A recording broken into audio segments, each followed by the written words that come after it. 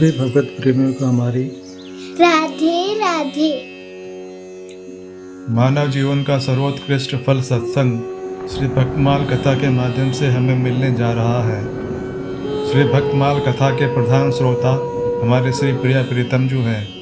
उनके श्री चरणों में प्रणाम करते हुए आइए आज के भक्त चरित्र का श्रवण करें।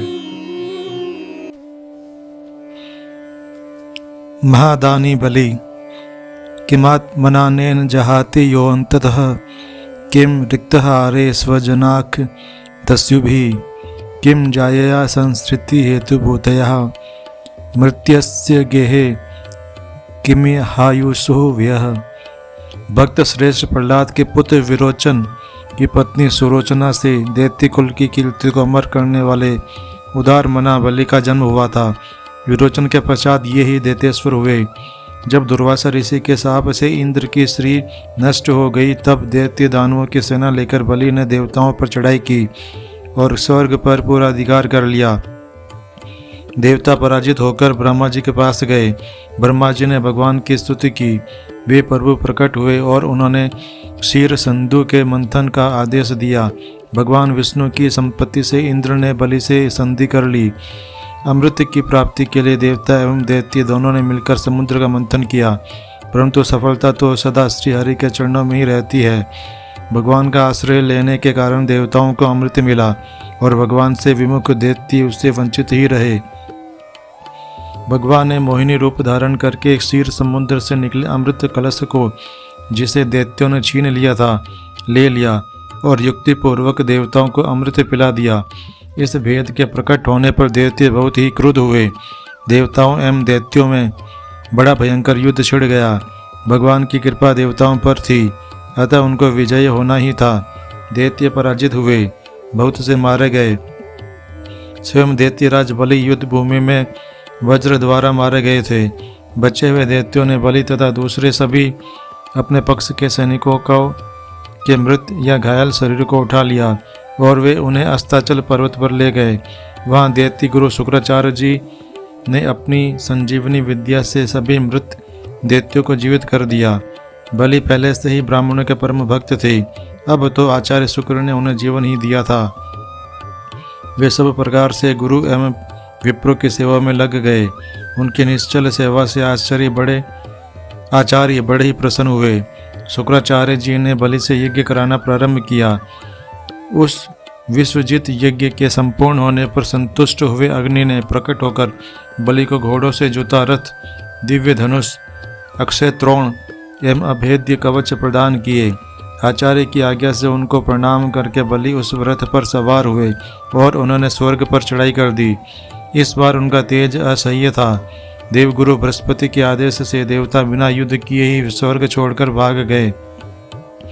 बलि अमरावती को अधिकार में करके त्रिलोकी के अधिपति हो गए। आचार्य शुक्र ने उनसे अश्वमेध यज्ञ कराना प्रारंभ किया। बिना 100 अश्वमेध यज्ञ किए कोई इंद्र नहीं बन सकता। आचार्य शुक्र 100 अश्वमेध करा के बलि को नियमित इंद्र बना देना चाहते थे। देव माता अदिति को बड़ा दुख हुआ कि मेरे पुत्रों को स्वर्ग छोड़कर इधर उधर पर्वतों की गुफाओं में छिपे हुए बड़े कष्ट से दिन बिताने पड़ते हैं। वे महासती अपने पति महर्षि कश्यप की शरण गई और महर्षि के आदेश अनुसार उन्होंने भगवान की आराधना की।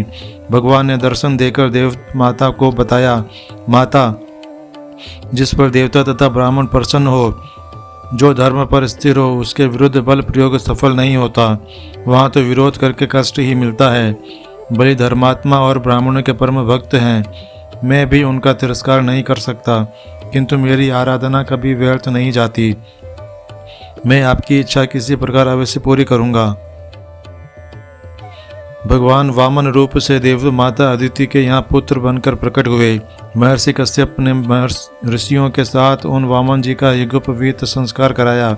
वहाँ से भगवान बलि की यज्ञशाला की ओर चले। नर्मदा के उत्तर तट पर शुक्राचार्य की अध्यक्षता में बलि का 100वां अश्वमेध यज्ञ चल रहा था। 99 अश्वमेध वे पूरे कर चुके थे। सबने देखा कि सूर्य के समान तेजस्वी वामन रूप के ब्रह्मचारी छत्ता, प्लास दंड तथा कमंडलू लिए यज्ञशाला में पदार्पण कर रहे हैं। शरीर के अनुरूप बड़े ही सुंदर छोटे छोटे सुकुमार अंग वाले भगवान को देखकर सभी लोग खड़े हो गए। बलि ने वामन ब्रह्मचारी रूपधारी भगवान को सिंहासन पर बिठाकर उनके चरण धोए। वह पवित्र चरणोदक मस्तक पर चढ़ाया। भली भांति पूजन करके बलि ने कहा, ब्रह्मचारी जी, आपके आगमन से आज मैं कृतार्थ हो गया, मेरा कुल धन्य हो गया। अब आप जिस लिए पधारे हैं वह निसंकोचक हैं, क्योंकि मुझे लगता है कि आप किसी उद्देश्य से ही यहाँ आए हैं। भगवान ने बलि की प्रशंसा की, उनके कुल की सूरता दानशीलता की प्रशंसा की और तब 3 पद भूमि मांगी। बलि को हंसी आ गई। उन्होंने अधिक भूमि मांग लेने का भगवान से आग्रह किया। भगवान ने कहा, राजन, तृष्णा की तृप्ति तो कभी होती नहीं। मनुष्य तो अपने प्रयोजन से ही अधिक की इच्छा नहीं करनी चाहिए, अन्यथा उसे कभी शांति न मिलेगी। जिसकी भूमि में कोई तप जप आदि किया जाता है उस भूस्वामी को भी उसका भाग मिलता है। अतः मैं 3 पद भूमि अपने लिए चाहता हूँ, मुझे इसके अधिक नहीं चाहिए। बलि जब भूमिदान का संकल्प देने लगे तब आचार्य शुक्र ने उन्हें रोका। शुक्राचार्य ने बताया कि ये ब्रह्मचारी रूप में साक्षात विष्णु हैं और त्रिलोकी नाप लेने आए हैं। आचार्य ने यह भी कहा कि तीनों लोग इनके 2 पद में ही आ जाएंगे। तीसरे पद को स्थान नहीं रहने से दान का संकल्प पूरा न होगा और उसके फलस्वरूप तुम्हें नरक भी मिल सकता है। परंतु बलि ने सोचकर आचार्य से कह दिया कि मुझे ऐश्वर्य के नाश या नरक का भय नहीं है, मैं दान देने को कहकर अस्वीकार नहीं करूँगा। शुक्राचार्य ने रुष्ट होकर बलि को शाप दे दिया, तू मेरी आज्ञा नहीं मानता, अतः तेरा यह ऐश्वर्य नष्ट हो जाएगा। आचार्य के शाप से भी बलि डरे नहीं। उन्होंने स्थिर चित्त से श्रद्धा पूर्वक वामन भगवान को भूमि का दान दिया।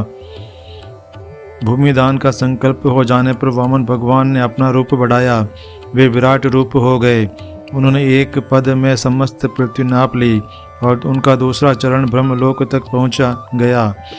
आक्रमण के लिए उद्यत दैत्यों को भगवान के पार्षदों ने मारकर भगा दिया। वे सब पाताल चले गए। भगवान की आज्ञा से गरुड़ जी ने बलि को वरुण पास में बांध लिया। अब भगवान ने कहा, बलि, तुम्हें अपनी संपत्ति का बड़ा गर्व था। तुमने मुझे 3 पद भूमि दी थी, किंतु तुम्हारा समस्त राज्य 2 पद में तुम्हारे सामने मैंने नाप लिया। अब मेरी 1 पद भूमि और दो। धर्मात्मा सत्यवादी ब्राह्मण भक्त बलि राज्य छिन जाने पर और बंधन में होने पर भी स्थिर थे।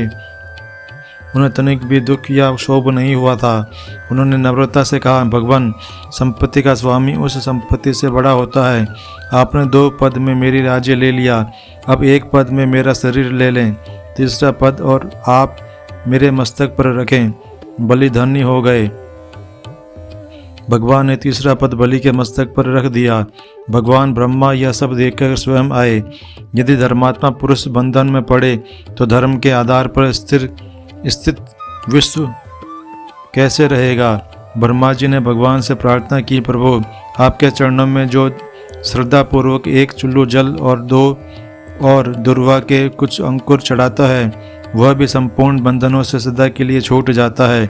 फिर जिसने स्थिर चित्त से श्रद्धापूर्वक आपको त्रिलोकी का राज्य दान कर दिया, वह बंधन में कैसे रह सकता है। यह बलि का बंधन थोड़े ही था। यह तो वस्तुतः भगवान ने स्वयं अपने बंधन के लिए ही अपने मन का एक प्रकार का बंधन रज्जु प्रस्तुत किया था।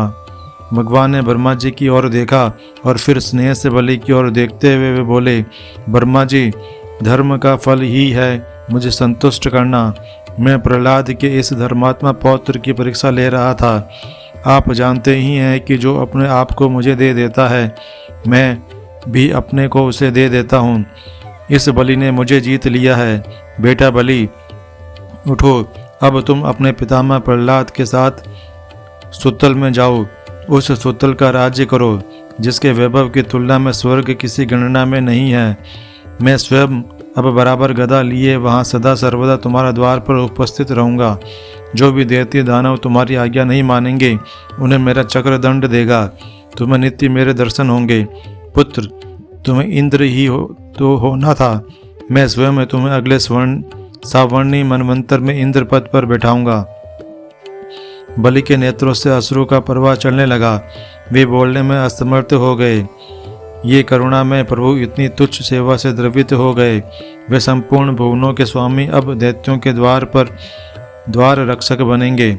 बलि ने भगवान के चरणों पर मस्तक रख दिया। भगवान की आज्ञा से शुक्राचार्य ने वह यज्ञ पूर्ण कराया। बलि अब सुतल में भगवान वामन के द्वारा सुरक्षित विराजते हैं। आज के हमारे भक्त चरित्र का वर्णन इतना ही। कल हम एक नए भक्त चरित्र के साथ श्री प्रिया प्रीतम जी के समक्ष प्रस्तुत होंगे। आपको हमारी राधे राधे।